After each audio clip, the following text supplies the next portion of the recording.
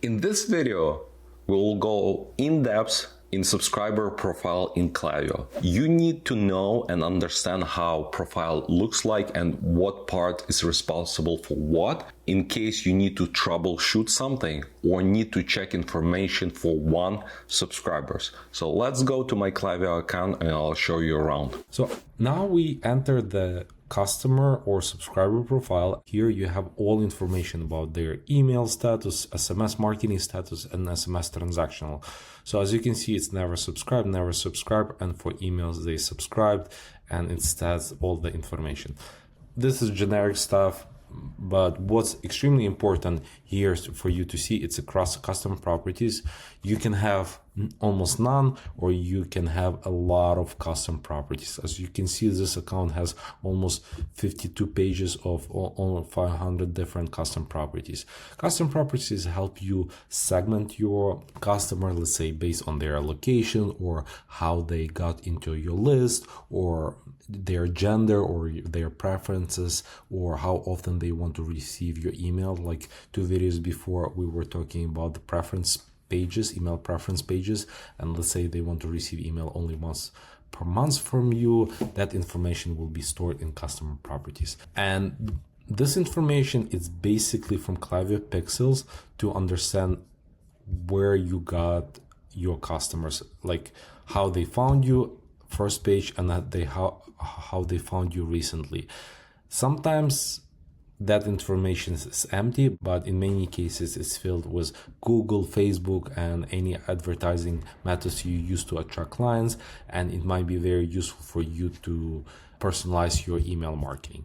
So this is the main page, and on the right side you can see the timeline of all activities that customer did with you. So they received the email, the checkout started, session, and you can filter everything by all metrics that you have. Let's say placed order, and you can see all orders they placed.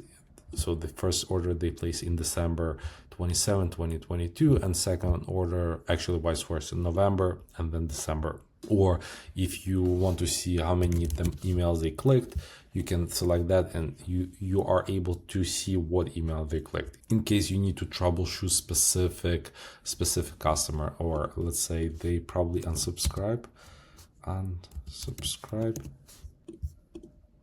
Actually not, but they stop kind of engaging with the emails.